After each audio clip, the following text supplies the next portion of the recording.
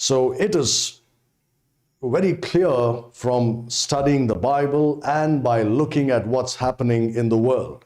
So I want us to look at the doctrine that is found in this passage that we have just read and look at what's happening in the world and see how near we are to the rapture. It is really very evident to those who do this that the time for the rapture is at hand.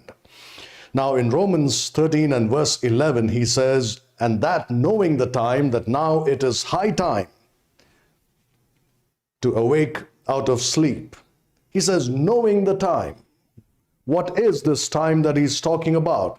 It is the time for the rapture, really, that he is talking about. In 1 Thessalonians chapter 5 and verse 1, he says, but of the times and the seasons, brethren, ye have no need that I write unto you. This is very important to understand.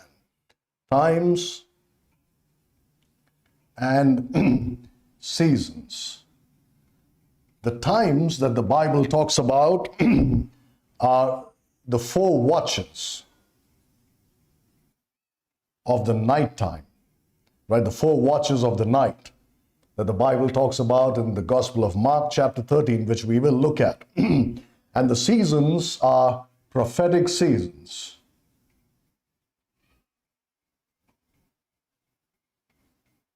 These are prophetic seasons. The 4 watches are even or evening, midnight, cock crowing, as the Lord calls it, and morning. And the seasons would be, let's begin with winter. Then you would have spring.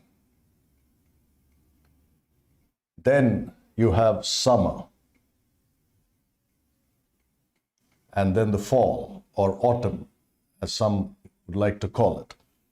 These are the 4 prophetic seasons and the 4 watches. So all these are prophetic in nature. And so Paul says, but of the times and of the seasons, brethren, ye have no need that I write unto you. And then in Romans 13:11, he says, knowing the time. We are supposed to know the time. We are supposed to know the times and the seasons.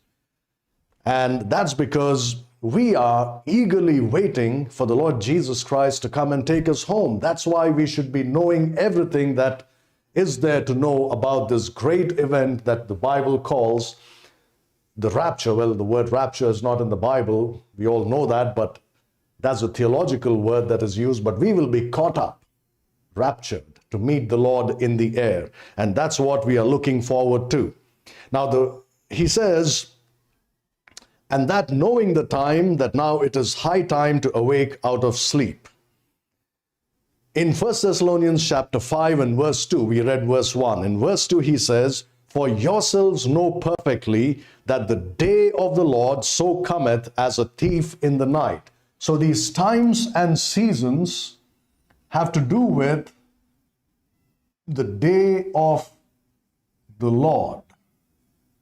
The day of the Lord. Now, this is something that you read of a lot in the Old Testament, a few times in the New Testament as well.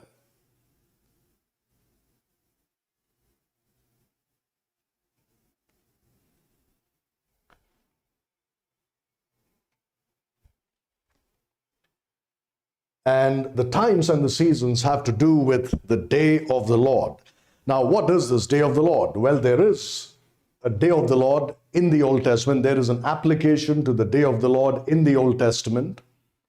But most of it is a future prophetic application, right? And that is to do with the tribulation. It begins with the tribulation.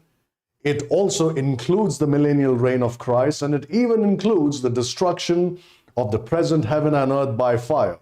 You read about this in 2 Peter chapter 3 and verse 10.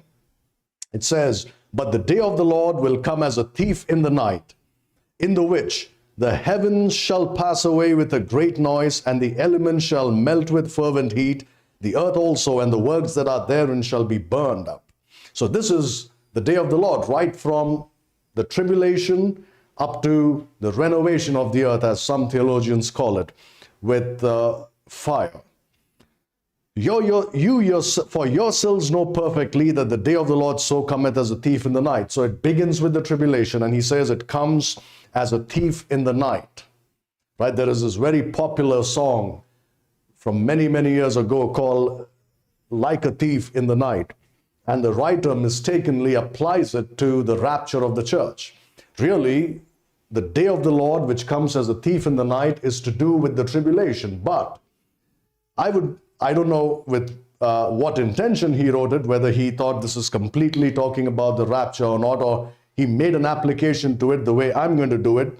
But he's not totally wrong about it.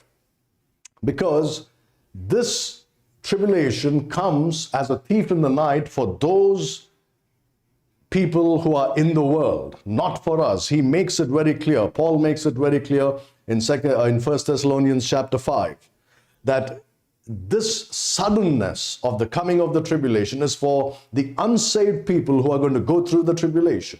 But for us, it will not come as a thief in the night. We will not be overtaken by this day of the Lord ignorantly, because we have everything we need to know about it in the Holy Scriptures. So why does it say then that the tribulation comes as a thief in the night? Because the people of the world would be least expecting it. That's why.